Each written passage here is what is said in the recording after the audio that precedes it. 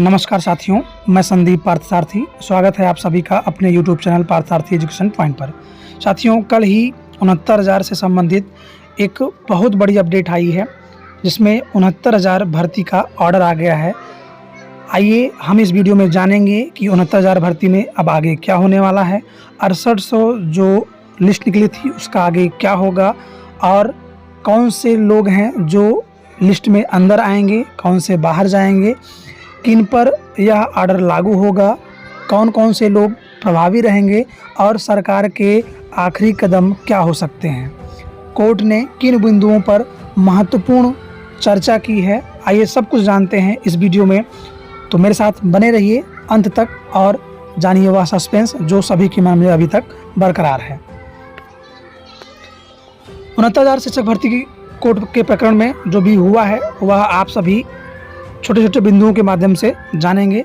सबसे पहली चीज़ कि जो चयन सूची जारी हुई थी सरकार के द्वारा 1 जून 2020 को जारी हुई थी, जो सबसे पहली लिस्ट थी, उसको कोर्ट ने कहा है कि सरकार उस पर पुनर्विचार करे और 3 माह के अंदर उसकी समीक्षा करे उस लिस्ट की, और फिर से मेरिट सूची तैयार करे।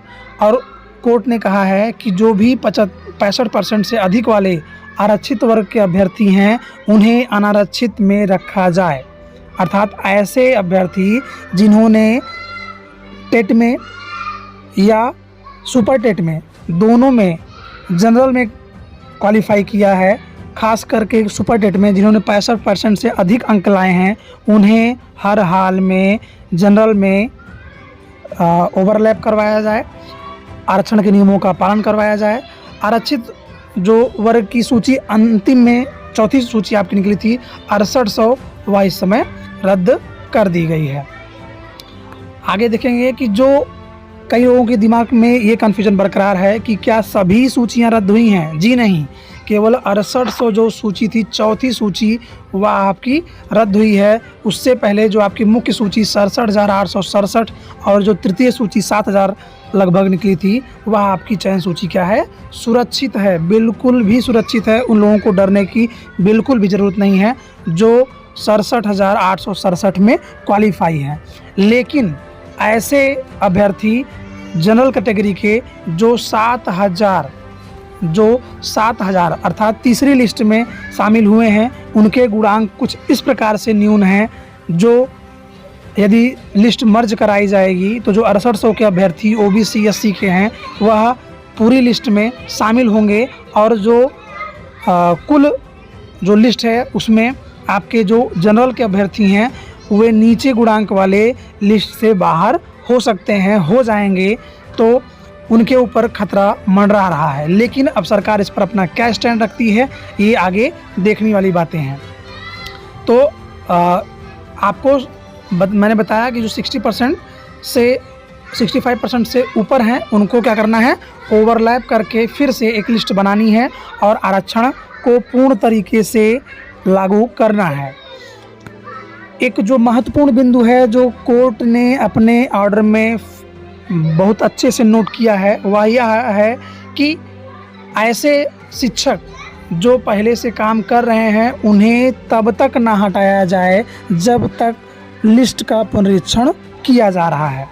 कोर्ट ने सरकार के तर्कों को नकार दिया है। उन्होंने माना, अर्थात कोर्ट ने माना कि आरक्षण को पूर्णतः फॉलो नहीं किया गया है, और उन्होंने कहा कि उनके सामने सहायक शिक्षक भर्ती परीक्षा में शामिल होने वाले अभ्यर्थी और उनके आरक्षण का विवरण का स्कोर पेश नहीं किया गया। अर्थात सरकार की मनमानी इस प्रकार रही कि कोर्ट के बार बार डाटा मांगने के बावजूद भी सरकार ने उन्हें पेश नहीं किया, जबकि कोर्ट मानती है कि सभी जो रिकॉर्ड्स हैं परीक्षा के वह सरकार के पास अभिरक्षक हैं, सेफ रखे हुए हैं, उन्हें वह डाटा देना चाहिए। न्यायालय ने अपने निर्णय में यह भी कहा है कि वह मामले में हस्तक्षेप करते हुए उन्होंने कहा कि उन अभ्यर्थियों को समायोजन के लिए पॉलिसी बनाई जाए जो वर्तमान में सूची में हैं और वो 2 वर्ष से काम कर रहे हैं, लेकिन पुनरीक्षित सूची जारी होने पर बाहर हो सकते हैं। यह महत्वपूर्ण बिंदु सबसे पूरे वीडियो का है कि जो कोर्ट ने अपने ऑर्डर में कहा है कि कुछ ऐसे शिक्षक अभ्यर्थी जो अभी शिक्षक हैं लेकिन यदि पुनरीक्षित होगी लिस्ट तो वह उसमें बाहर हो जाएंगे। जैसा कि मैंने आपको अभी बताया कि जो 7,000 लिस्ट तृतीय लिस्ट जारी हुई थी उसमें ऐसे अभ्यर्थी जो जनरल कैटेगरी में फाइट करके नियुक्ति पाए हैं उनके गुणांक कम हैं अपेक्षाकृत। जब वो लैब करवाए जाएंगे 6800 सूची से ओबीसी एससी तो उनके बाहर होने के चांसेस अधिकांशता हैं। तो उन्हीं के संदर्भ में इसमें न्यायालय ने कहा है कि सरकार उनके समायोजन के लिए कोई पॉलिसी बनाए जिससे कि उन्हें भी किसी प्रकार की अधिक समस्या ना हो। यह महत्वपूर्ण बिंदु है जो ध्यान में रखना है। और सरकार का मुख्यतः जो कोटेशन था वह यह था कि हर हाल में 50% से अधिक सीमा से अधिक अर्थात 50% से अधिक आरक्षण ना लागू हो और जो भी उन्होंने ऑर्डर दिया है उसको उन्होंने कड़ाई से पालन करने के लिए कहा है और उसके लिए उन्होंने 3 महीने का समय दिया है। तो 3 महीने के अंदर इन सभी कार्यों का निष्पादन सरकार करेगी, वो भी न्यायालय के निरीक्षण में संरक्षण में।